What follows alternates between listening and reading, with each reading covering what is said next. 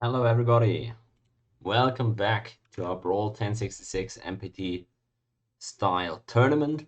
Game 5 of the tourney today, we're still in the groups phase. And this time around, I promise you guys the timer will be at least somewhat accurate. We're about to load back in, everybody gathering for the reload. We've set up the spectator stuff, we'll just have to hope that the reload, goes through flawlessly. In any case, after some substituting going on here and some shenanigans, whatever. A pretty long drafting phase, as you guys saw. We're finally gonna be in here in just a second. So, yeah, hold strong here, as we're about to get back in. Just missing two people for the reload. Let's shame them by name. It's Abby and Rabdag. These two guys holding everybody up. Luckily, that's one player from each team, so no single player gonna get here crucified here. Alright then, we're about to get back in. I'll show you guys the draft once more because it was quite a while that the draft finished, so quite a while ago. So yeah, I'll put it on the screen here real quick for you guys to observe while we're waiting for that last player to join the reload.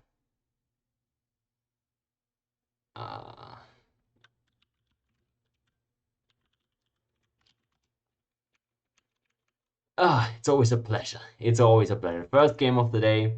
We're still fresh and energized. Nothing can stop us here. It's gonna be great, honestly. I was looking forward to this for a while. I hope you guys caught the podcast that I did yesterday with Anti. If you didn't, make sure to check that out. Between games, maybe today. That's gonna be a pretty nice listen. If you're interested in the journey and if you've watched a couple of the games so far, we're exchanging our opinions about the meta, about the players, and everything around the tourney. So make sure to check that out. Actually, while we're waiting for that last guy to get into the reload, I'll add another command.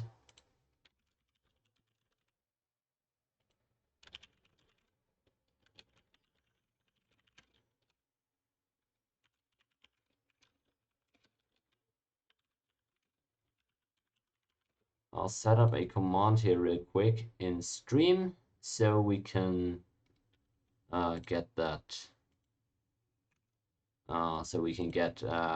I can get a link here to the podcast episode whenever it's needed, whenever somebody's looking for it, wanting to check it out. Let's see if the command also functions properly. But before I do that, I load into the game because we're all finally assembled here. Game 1, that's it. Looks like the reload is going fine. So yeah, let me check that out.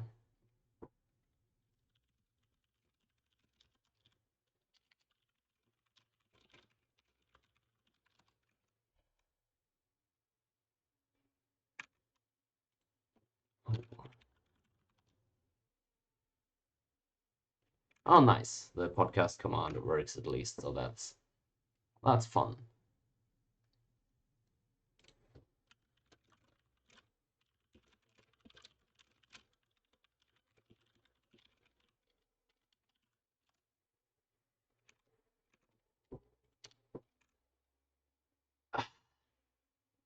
All right, guys. I'm so sorry for having to stall you like this. People are just taking exceptionally long today to get their check marks in. This is it's a rough run.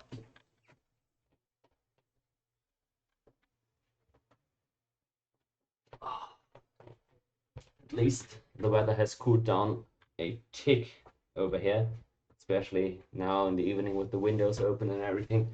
We're getting a soft breeze.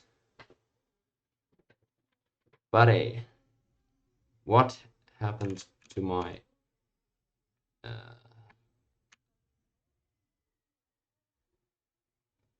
oh boy, what's happening to my font? In any case, looks like only one check mark is missing.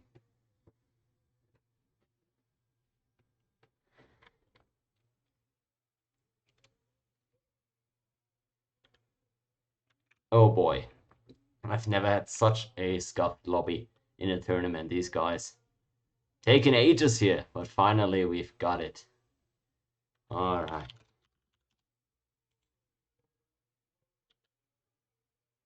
This team is a train wreck. Well, is what they're saying in the lobby. Finally, we're loading in though, guys. No need to stall you any longer. I hope everything went right in this reload. But there we are. Into the game. 5th game of the tournament. This series, as you can see at the top of your screen right there, it's 2-1 in favor of Team Antiquity. Both the captains of the teams aren't here today, as you can see. We have Cheese captaining for Anti, and we've got Archiever captaining in Obi's stead. So we'll see how these guys will do. It's going to be an interesting matchup here between these two teams. It's rather even. We've had to sub 2 players last minute here, but luckily both of these subs are 1 rank below the player that should have played originally, so we didn't really give anybody an advantage by subbing here, at least not directly. Alright, so here we go. The game's on the way. We're only waiting for Cheese to end that turn, since everybody's played their first turn before the reload. It's all... Oh boy, yeah, Rapik asking, what's taking you so long? Isn't the point to do all the moves before the reload? But now, finally, we've gotten it off here. So everybody's planting turn 1. You can see the team lineups here. We've got odd numbers versus evens, meaning Cheese, Kismic, and Abby, versus Autry, the Reptag, and Boogeyman. On this map, what this looks like is pretty straightforward. Team Northwest versus Team Southeast. I guess I'll refer to them as North versus South or West versus East, whatever will make sense to me at the time. I'll just use. So far, and of course not much contact between these two sides. We've got 1 expansionist Civ here for the very early game to keep track of on both sides. Let's see who can get the most of these huts. It looks like Redback already picked one up on over here with his esteemed Hittites, who I'll definitely be talking about in more detail as the game goes on. He's already made contact over here with Oddreaver 2. That's nice early con. Pretty close quarters again this map. Not much room to do big plays. Kind of like the last map, so yeah, maybe Scandinavia could have also been a big threat on this one, but nobody ended up picking them. Now, let's first take a look at the overall general type of team compositions that we got going on here.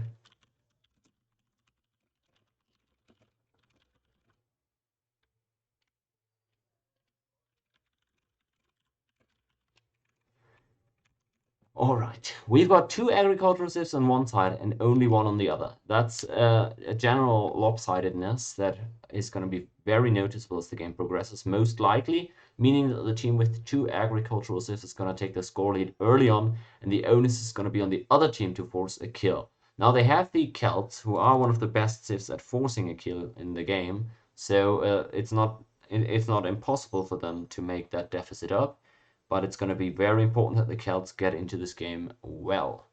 It looks like they are already starting to figure out who's got the rest on which side, who has the... Well, because they know that the map is mirrored, right? So they're just trying to check out who's got which starting loc and what are they going to have to deal with here. Early on, we've got Cheese going for his Chasqui here. I assume he's just chopping a granary, maybe right after. Could also be chopping a barracks and be preparing for a Chasqui rush. So that'll be interesting to keep track of. On the other side, Archriver here also ended up getting the agricultural on the river. None of the agriculturals ended up spawning with the floodplain wheat though.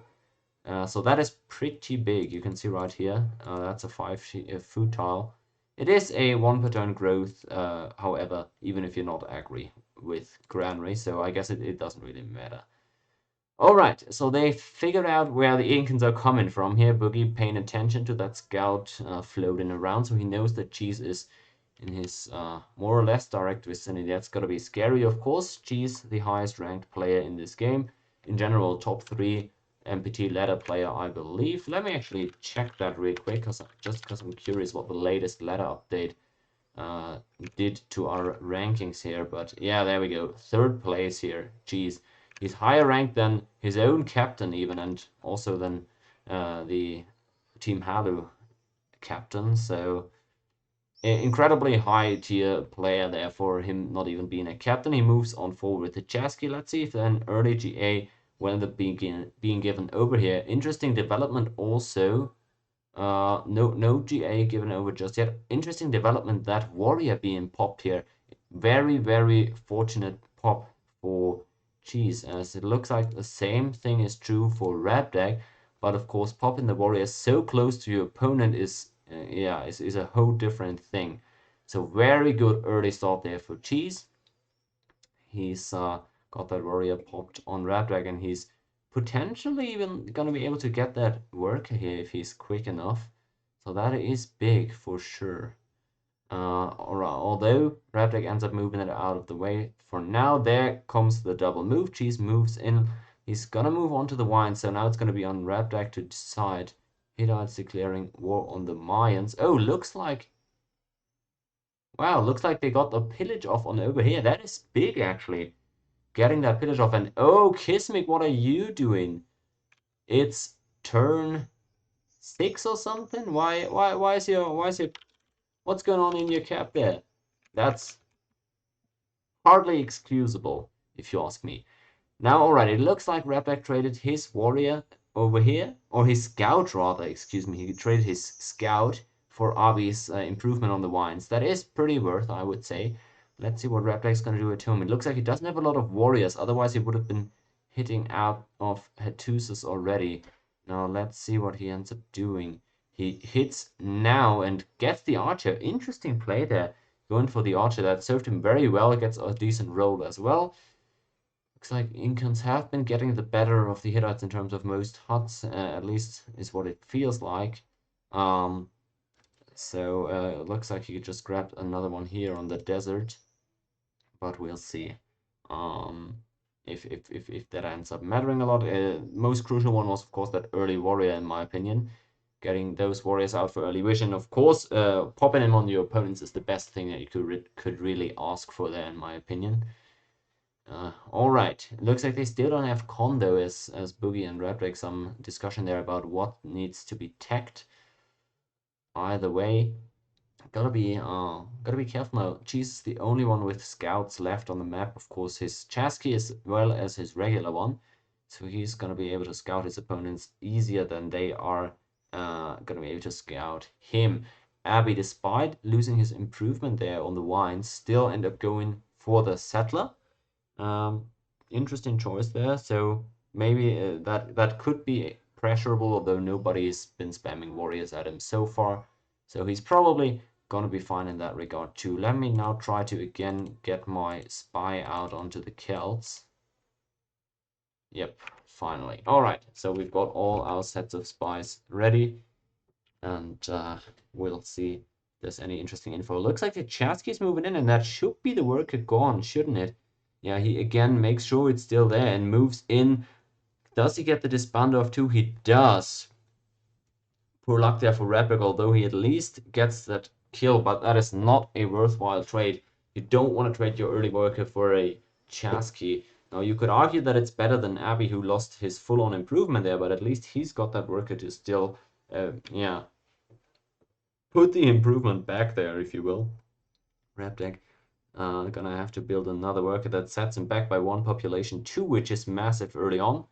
So that is going to be difficult for him to catch up with again. Decent play there by Cheese. Even moves in with the scout to check whether or not the worker was still naked. Meanwhile, over here it looks like Archie has managed to secure his iron. That is a decent move there. I wonder, how did they get iron working so quickly? Maybe, oh, he must have been given Bronze Hurricane by Raptek immediately and started checking it himself. Gets his iron secured from the Persians, and that is massive. The Persians, on the other hand, looks like, they do know where their iron is, I guess. That's why they're roading that way, but they haven't expanded in that direction yet. They do have the priority over Archriver so far. However, I don't think that's going to matter a whole lot, since Archriver's got pretty safe city locations, at least 1 or 2 more back here on the river, and his terrain is very easily defensible, I would say. So that, yeah, despite Kismet pressuring nicely with the warriors there, I'm not all too worried for Archriver with the spot that he's in right now. So there's that. Looks like the Hittites have gone for their settler now as well. I expect them to plant that city on this bonus grassland over here. Could be planting it here over the river, across the river, but I wouldn't like that really. That's an unnecessary risk. Although, never mind, you could road that eventually, so it's not even that risky. You could go for that city too if you wanted to preserve the bonus grassland. Let's see which direction Rebdeck ends up going. This plant, however, a little bit better for score, so maybe that's what tips the scales in his mind. Not sure anybody's given GA over to any opponents just yet. I don't think so, as Cal declare war on the Persians. What are they exactly doing down here? Looks like, oh, alright, so Archriver just starting to clear out units out of his land. Excuse me. Looks like a great roll. Didn't lose any HP on that archer, it seems like. Out moves the archer. Oh, it came on over from right there. Same result though, so he's getting a pretty decent roll. Couldn't effectively wall off Kismet so far, but only 2 warriors left on his land. Shouldn't be that big a worry. And behind that little warrior rush, Kismet has been building up. No more military units so far. I assume he's just going to get another settler and then start spamming 3 cities, starting to spam veteran warriors at that point is what I'd imagine. We'll see, however, and we'll also see which one of these early sportsman upgrades is going to be more effective, whether it's going to be the Celts or the Persians. Looks like a not. Oh, there we go for the roll. Archriver. Wow, that was super close. Wow, my lord. Did you see that reinforcement from the mine up north? Just in time. That city was empty for a millisecond. Just in time the warrior got back there. Oh my lord, lightning speed with the reinforcement there after protecting his warrior, and that was super well played from Kismet, a very worthwhile road to take there, and it almost would have paid off. I really appreciate that play from both these guys. Archriver was wide awake there, and it almost cost him that game here, but decent reinforcement there, and yeah, hats off to Kismet, but he's now lost all the units on his opponent, and that's overall going to be a very big victory for Archriver. Good roll here for Rebdeck too. The rolls this game around apparently way better for his team. Geez, after the initial Chasky apparently has gone back to building up at home. He's probably going to take that hillside city. No reason to plant anywhere else, I would say. Same thing for Arch down there. He's so far though just eroding for his iron, so maybe he's gonna take this city. This is a really nice city too if he can get it, and it would net him that iron very early on, although he could also just colony that, so we'll see about that. In any case, it looks like all these guys are about to get their second cities out, barring Boogie, who hasn't got that satellite. He's just been spamming Enkidu, and he's now starting to try and get a few over on Cheese, although that's going to be difficult. Maybe Abi would be the easier target to bother over there. Settler comes out from Archriver. He's apparently actually going to be planting that one over here if I see that right, what he's doing. And that's Arbella planted by Kismet, just as we said. It's not a coastal one, sadly. I'm always a fan of coastal cities, especially when there's no Vikings to punish you for such. But he gets that iron in range. 3 decent-ish cities. He needs a couple of workers maybe to irrigate all those plains, but he's industrious. So is Abby, by the way, so they're going to be fine at home. They're going to just be so productive with these 3 civs. I just overall think that this is a pretty lopsided game in terms of team compositions there. It's just super difficult if the Sumerians, who were the first pick for their team, the Sumerians, if they're not able to choke anybody early, I just think this comp loses a lot of value, as Abi almost dies to the barb up here. Looks like a tight map. I would agree with that, Boogie. One of the tighter ones, the tournament, and that's saying a lot, at least so far. Huh, alright. We'll see. I don't think anybody's taken that GA just yet. So we'll see, because when people take the GA, that's of course when they go for their big pushes, when they build up their big stacks. So no immediate rushes coming out just there. And Raptor given a few instructions over there to Boogie, who is of course by far the lowest elo player in this lobby. So having him not be a weakness and even contributing to the game ideally is going to be big for their team. Jesus, Scout moving on through there. Barely gets out of the way from Rapdag. That was a close one, but looks like Rapdag wasn't really paying attention on over there. Out comes Alesia. I don't really like that plant from Arch.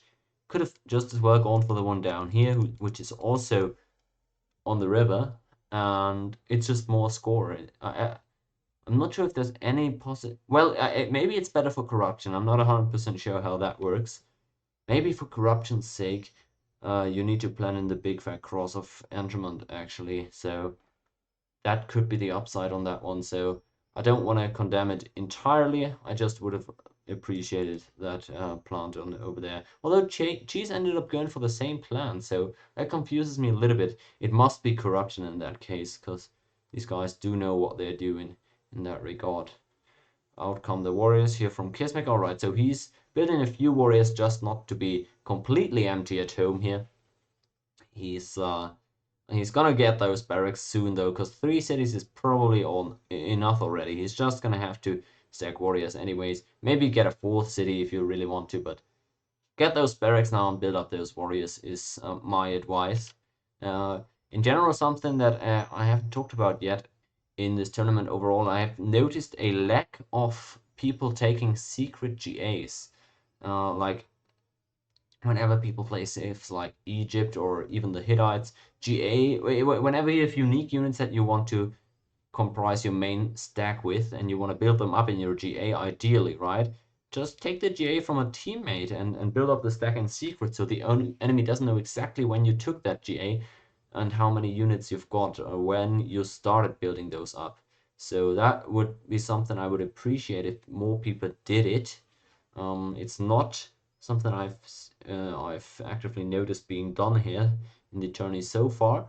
So this may be a good opportunity here for Rapdag. Maybe get a 3rd city, make a 3-man, get GA from one of your teammates, and then try and see what you can do there, right? With a secret early GA, maybe build up a nice little 12 stack of 3-mans.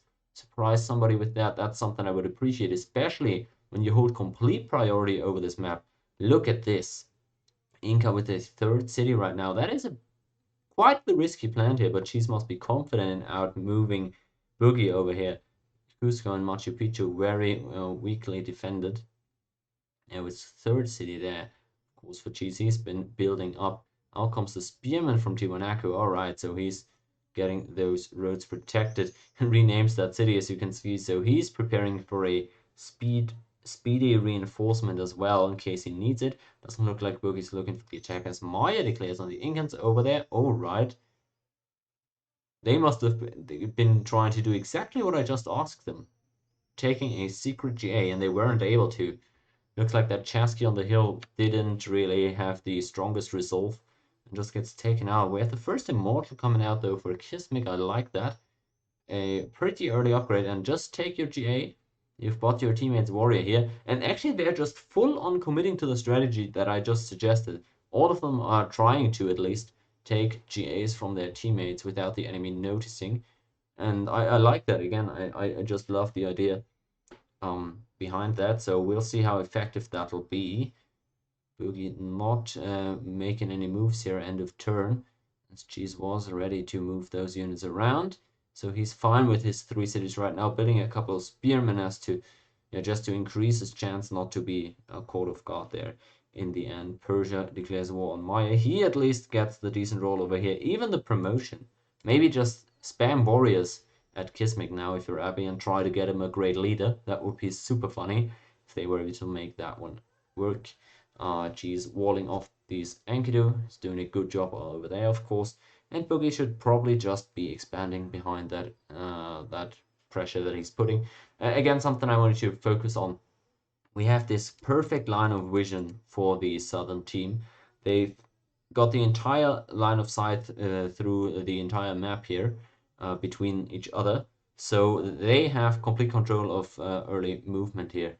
Now it'll be interesting. We see those GAs being taken now, at least, right? Or at least attempted to be taken. Here, Persia's got theirs. We've got the veteran Javelin in Chichen Itza as well. Expecting a third city from Abu very soon. He's already rode it up to this horse area too. So I'm curious though, now that the Persians have taken their GA, what are they gonna do? They don't have their horses hooked, and they don't have the iron unhooked. So are they just gonna hard build immortals? I assume maybe they're building immortals out of their good cities and then maybe archers out of the weaker production cities. But I wonder what his deck's ultimately gonna look like. I expect him to cut that iron again pretty soon because you ideally want a bigger upgrade. However, might also save some gold for his teammates upgrade, so we'll see about that.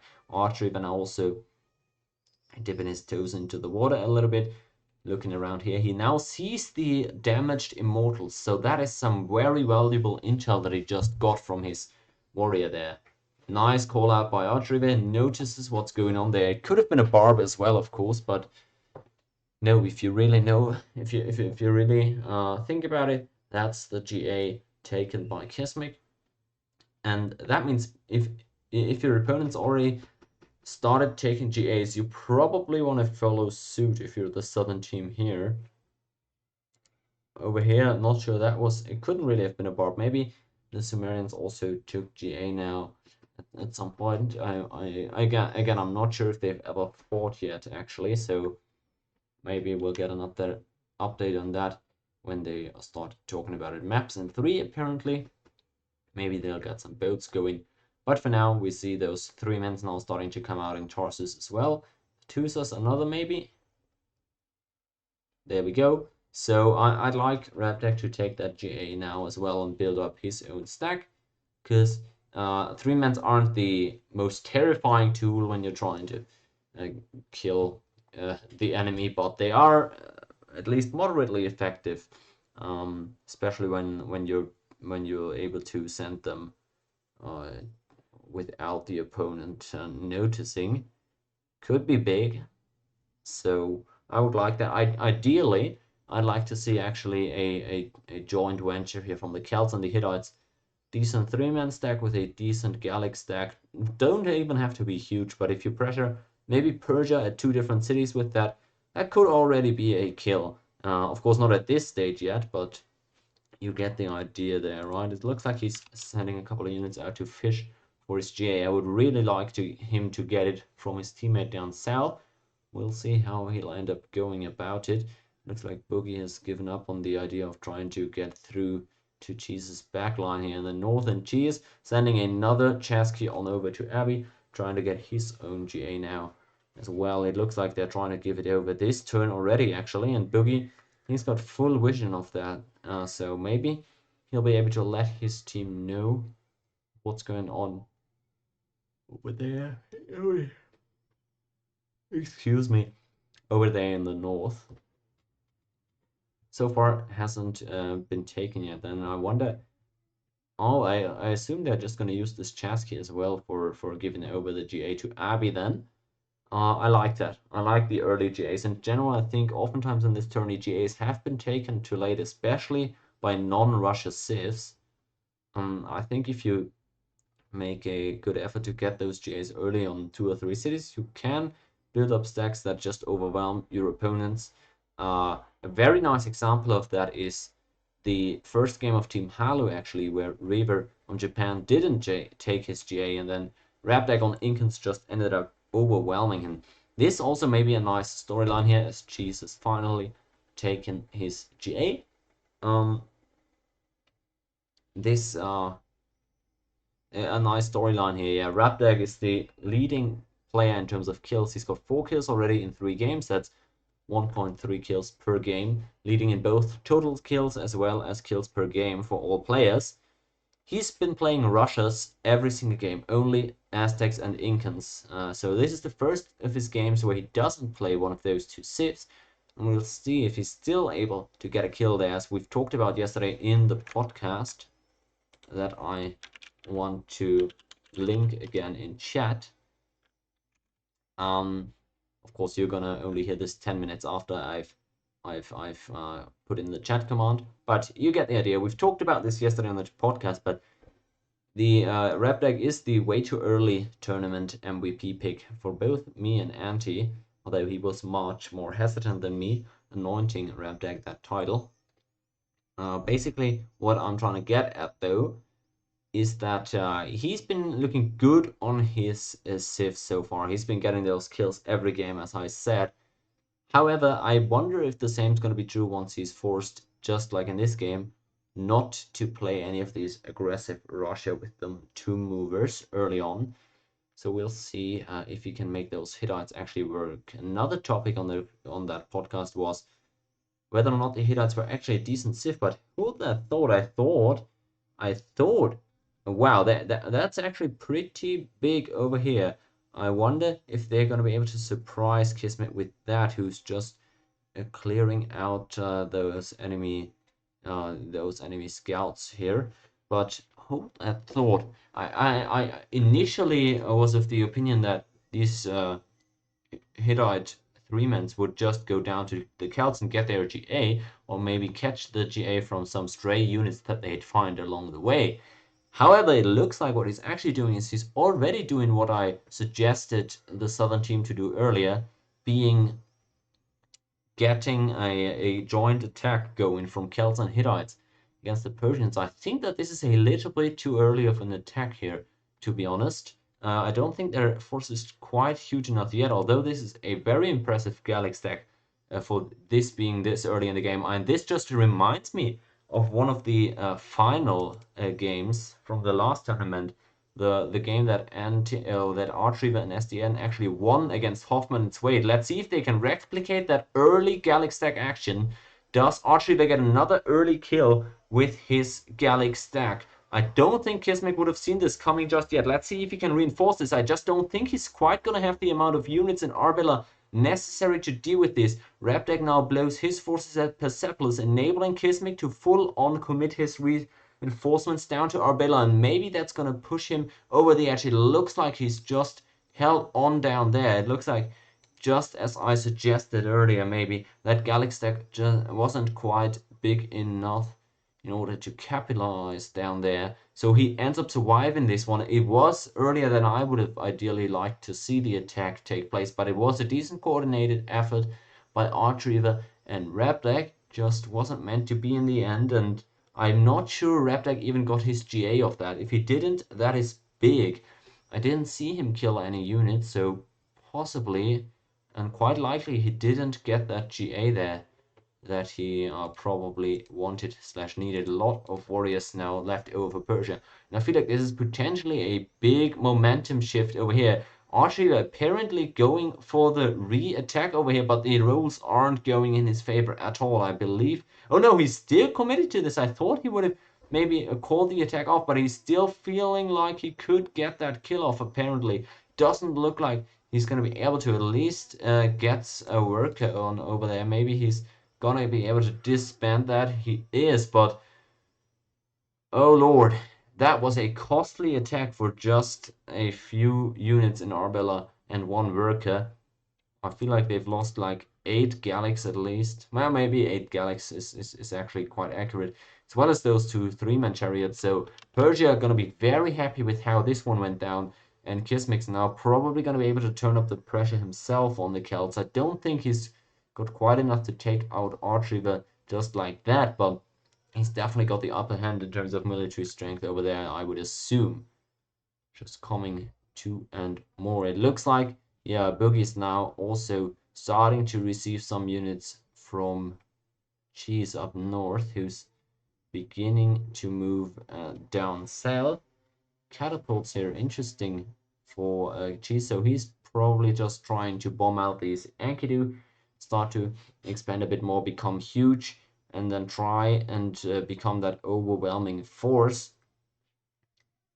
as he's got a lot of space on the map here left for him. Nobody other than Boogie is pressuring him, and those few Enkidu should be able to be taken out.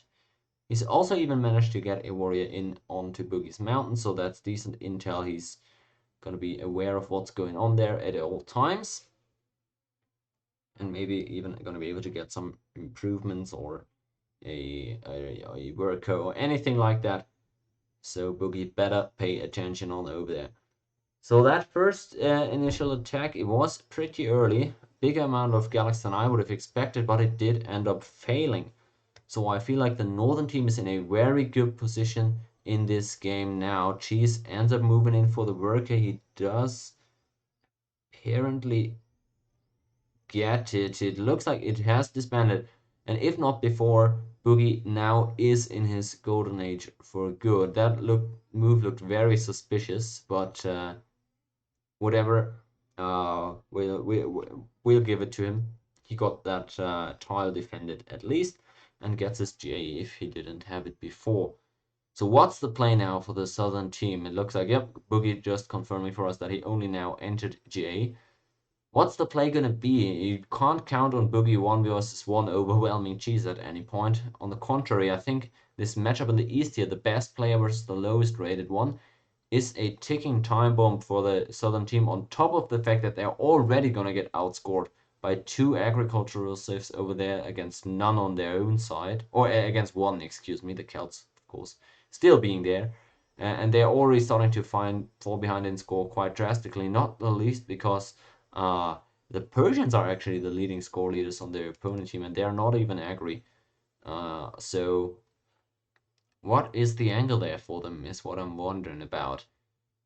First attack haven't failed. At least Archie has gotten his J. I'm really not sure whether or not Reptech was able to get his. Maybe we can confirm that with a city investigation for any city really.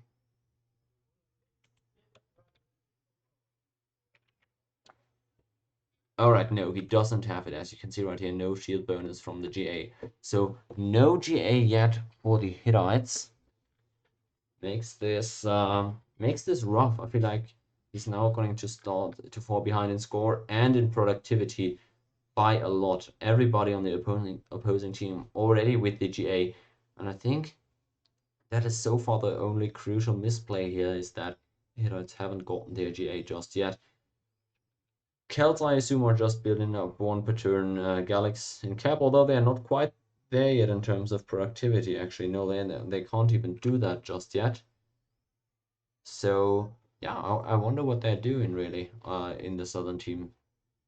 2 per turning those, or 1 Gallic per 2 turns, I guess. We'll see. There we go. Rapek now going for that Mayan warrior.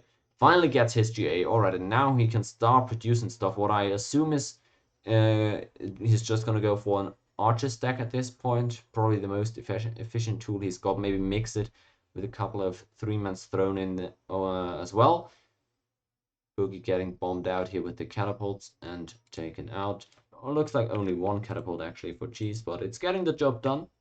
And he's able to free himself from the grasp of the few Enkidus that were even able to reach him. He's now just simply streaming archers on over there to Boogie. So I wonder how long Boogie is going to be able to deal with this without starting to give up terrain here. In the long run, you can't feel comfortable with this matchup remaining a 1 versus 1. So I wonder what the Southern team's going to do to counteract that. They're probably going to look for kills on the other side of the map. I don't feel like killing Cheese is realistic here.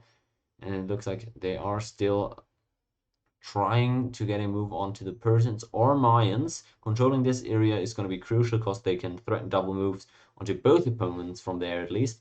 Abby doing his due diligence here and building up catapults is the correct play as well.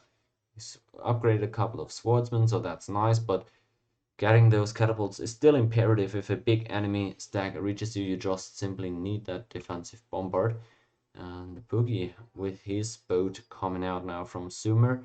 Maybe that's gonna be a secret win condition, although for now he's just hanging around on those islands, maybe putting them there as a defensive just as a sentry, but not sure what his overall idea is with that.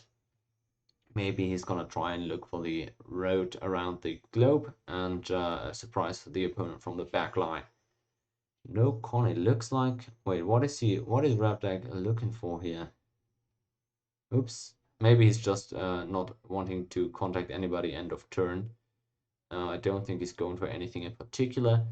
No, he's just building his road up. So now having taken GA, I assume it's just going to be archers and a few 3-mans maybe to try and pressure the Mayans alongside the Celts is what I assume they're going to be looking for. Of course, if you're in a 3v3 like this, with both teams being in this sort of front battle line, in the battle line setup, shoulder to shoulder with their allies, it's always difficult if you take out the enemy in the middle. It's not like in medieval battles where you actually pierce through the middle and then encircle, have the opportunity to encircle the enemy troops from the back line.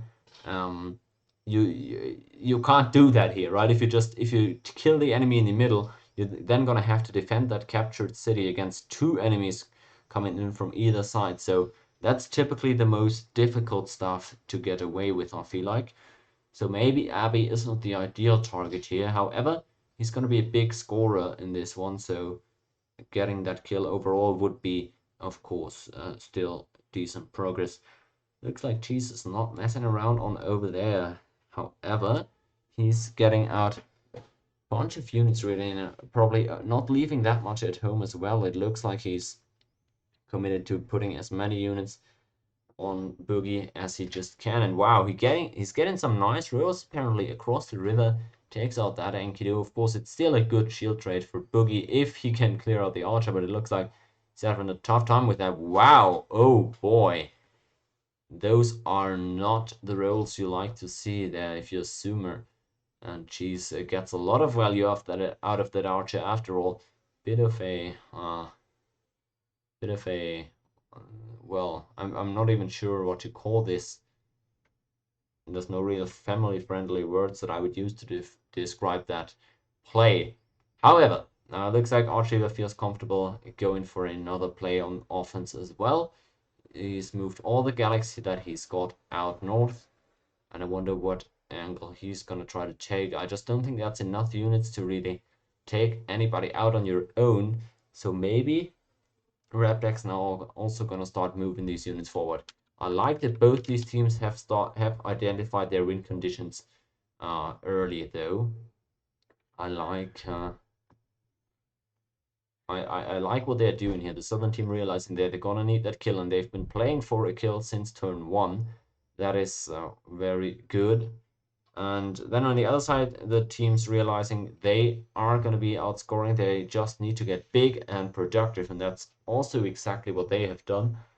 I like the irrigations here from the Persians, not even roading all those ties, really just making sure they've got productive land going on in their GA. These early GAs, of course, that they've all taken in the first place, as well as Cheese, making sure he does the bare minimum in terms of fighting there at home, just building up military units until he's got that critical mass that he can roll over Boogie with. Maybe he doesn't even have to kill Boogie, but if he establishes a head in the opponent's lands, he may even be able to use that to pressure Rabdag from, and at that point it's going to be very difficult for the Hittites to do something on offense, and if that is the case, they can actually make it hard for Rabdag to fully commit to offense. At that point, I don't think the Celts themselves will be able to force a kill anymore. So we'll see how that turns out. In any case, it looks like people are gearing up for an attack. Celts moving up, of course, that is in vision of the Persians, but they're acting as though they didn't see each other. So, of course, both of these guys do know that or what's going on over there. They're not keen on facing each other, however. So I wonder what the idea is. I feel like most likely what they're doing is going 2 versus 1 on Abbey. And at that point, At this point, I like this decision, honestly. Cheese doesn't have troops positioned to reinforce there, and they know that, right? Where they have perfect vision of what the enemy is doing, and they probably know that Cheese has got all his stuff on Boogie right now. He's still extending that road further south, apparently. Wow, he's even gonna plant that city over there on Freshwater. So he's not, yeah, he's not taking his time there. He's, on the contrary, committing very hard for this push. So and maybe if you're quick enough, you can take out Abby there in a 2 versus 1 and then try. But what at that what is the angle at that point? I wonder. Long term, how are you gonna win that versus Cheese? We'll see, because they don't really have an angle to pressure him from. And if Kismet, or if Boogie rather, gets cleaned up by Cheese soon, that is a point of concern, to put it mildly. Cheese is starting to clear out enemy defense here. He's managed to push through into that Sumerian land already, and he's probably not that far removed from getting a couple of these roads as well. So I wonder how much time the southern team is going to let pass before they're committing to their attack there. Still gonna take a couple of turns though, and crucially, Redback doesn't have the workers to full on extend the road into Mayan land. Is that a settler? Oh wow, that is a ballsy plan, and one that I don't like. It is a really good score plan, but I don't see the point in this city there. Oh boy. I wonder why he's doing this.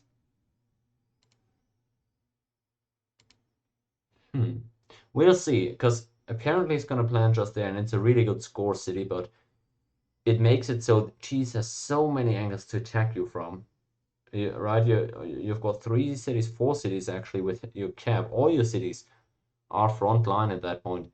An interesting move from the Celts, actually now also shifting their troops over east. Of course, the opponents don't know this. No vision for them, at least not all the way over here. What they do know is that the Gallics have left this westernmost area, so at least the Persians are definitely safe for now. Here goes the Hittite land on the incense. I find this land way too aggressive, honestly.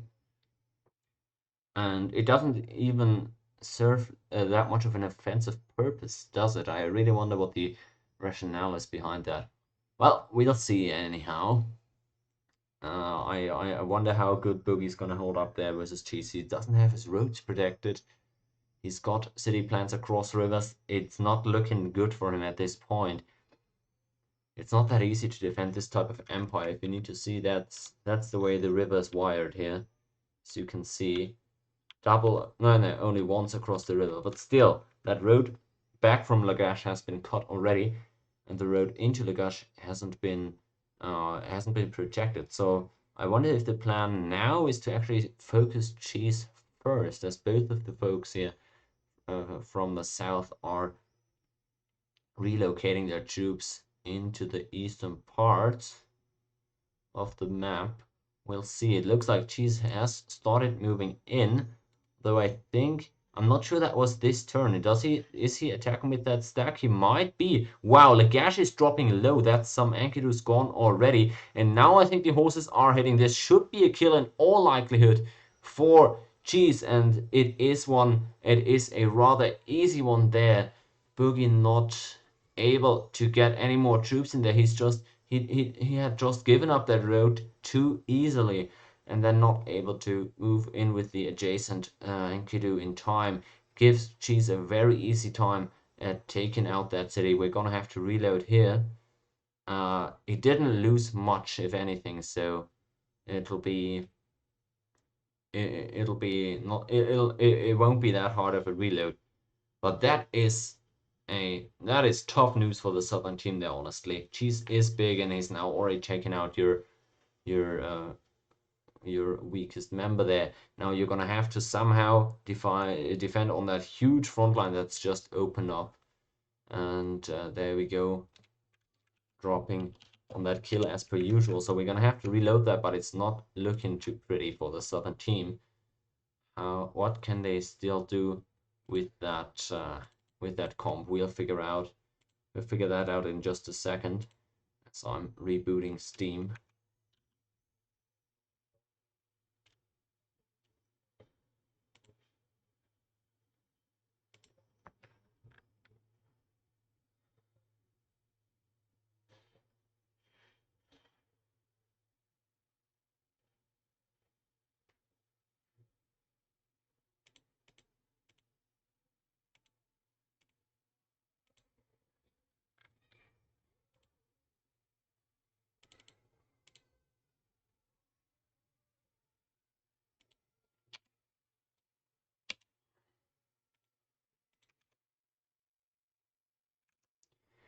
Alright, I've put up the readout, so we'll see these guys get back in here in just a second.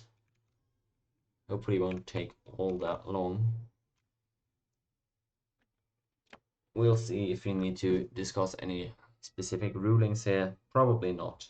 Don't think there's too much to talk about there.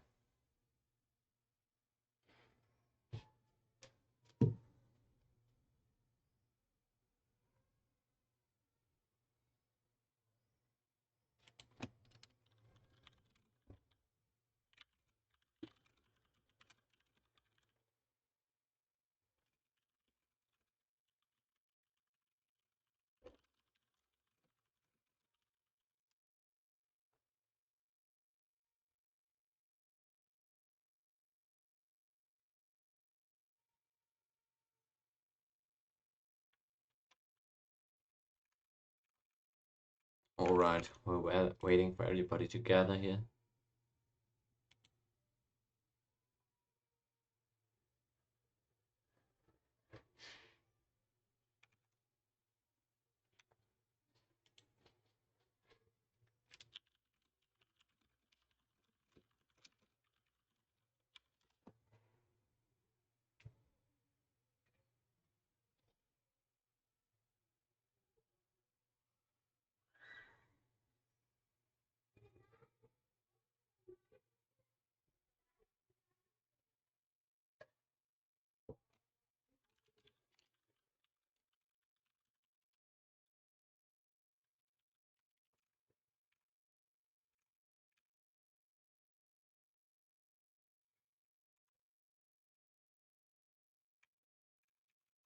Alright, we're figuring out how many units we're talking about here exactly.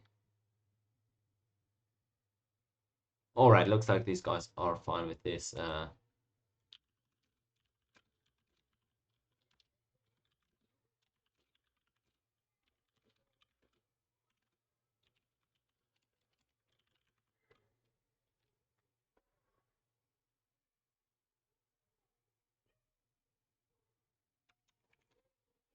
Alright.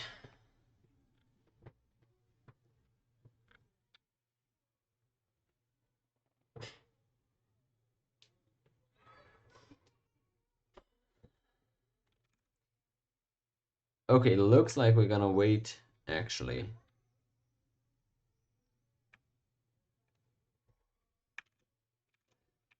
Alright, apparently we want to wait for the reload, wait with the reload for the WAD to catch up. So I'll put up a timer here. It'll take us a while to get caught up with the WAD. Maybe 7 minutes or something. 6 minutes. Alright. Putting up the timer and then we'll be back for the reload.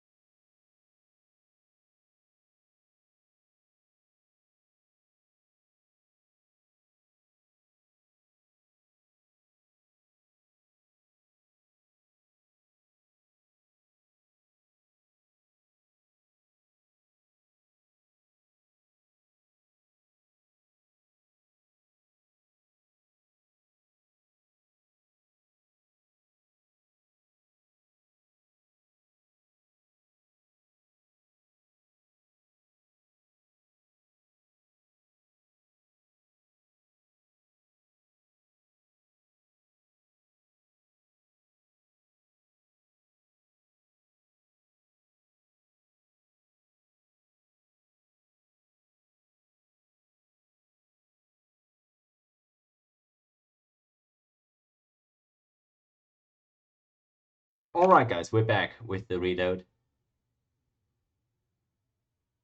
There we go. We're in it. That kill was successful, of course, and we figured out exactly how much cheese needs to disband.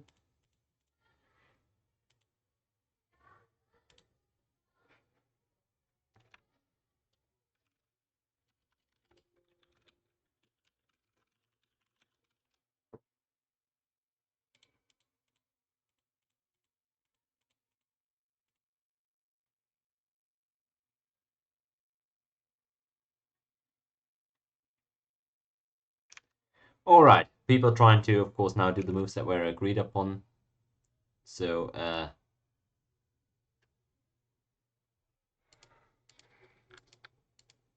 hope he disbanded too.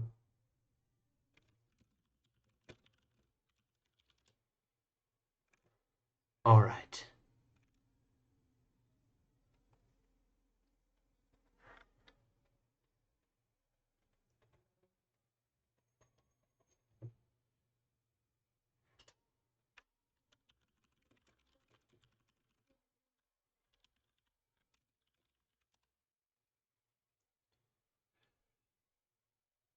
Oh yeah, alright.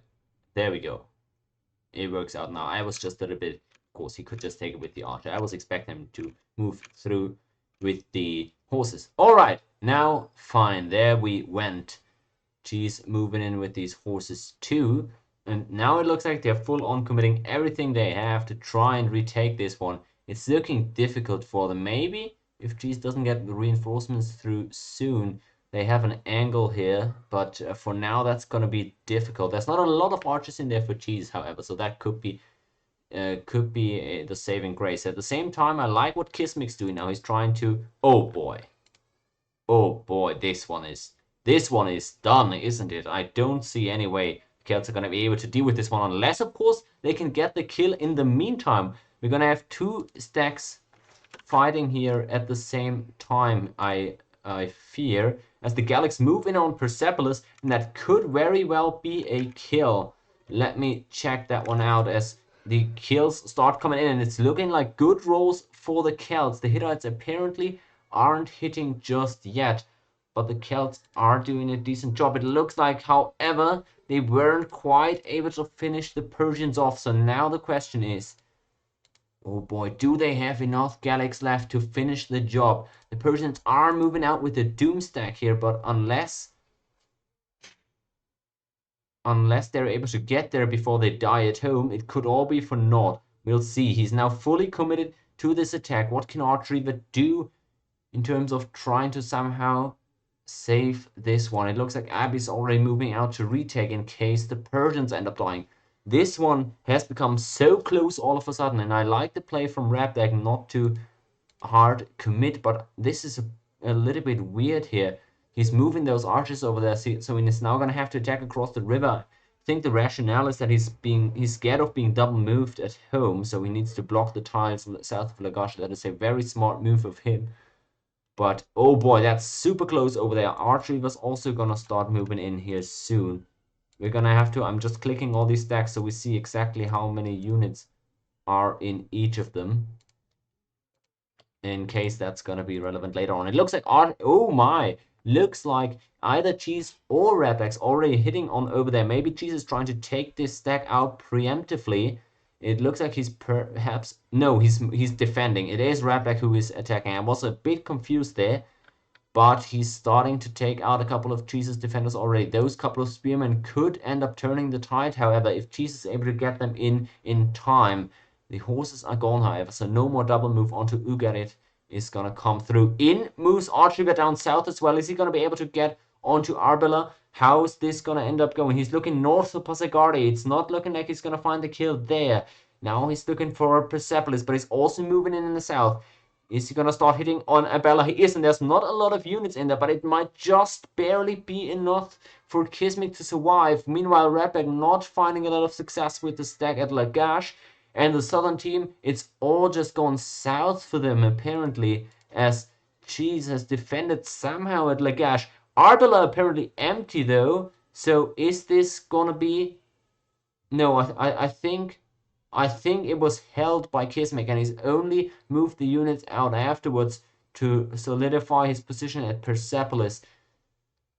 So unless I'm completely mistaken and wrong here, by all accounts, it looks like the Northern team have just achieved total and complete victory here, as they're beating back the stacks on all fronts, even Cheese here, soaking up the entire Hittite forces at Lagash. I don't see a way of coming back from this one here for the Southern team. And with this game looking so difficult for them, you have to imagine that this first series of the group stage is going to be closed out here. As you can see, 2 wins already for Team Antiquity, and with Cheese captaining this force of players here, it looks all but certain that they're gonna win this series in the group 3-1 against Team Obi. So that is what's on the line here. They're gonna achieve a very good position, a very good chance of grabbing first place in the group if they win this one. Cheese's team, that is. And what Rapdag and the guys are fighting for is just to somehow prolong this series and get a couple more wins on the board in the group. Nobody is getting eliminated here yet, but it is the first best of 5 series, and we are maybe starting to establish an early favorite in this tournament. As Kismek's Doomstack, I really like this deck. That was some real good job of building up units here. Nothing the Celts can do about this, except maybe somehow still find a kill on offense. I just don't think they're gonna be able to deal this to pull this one off. Maybe though they can outspeed somehow. He's blocking the road. That is a really nice job. Can he somehow find an angle to get that kill before he dies at home at Loch Dunham? He's killing units in Persepolis now, and it's dropped very low. The Persian capital has. Could he manage to take it out in the end? It doesn't quite look like it. There goes the archer from Kismek with the reinforcements, and Loch Dunham is dropping so low at home. It looks like Archery was about to be wiped out here himself. It was such a close call there on Persia, but that's it. They've tried their best, but it just wasn't meant to be. GG call coming in as Persia finally takes the city of Loch Dunham.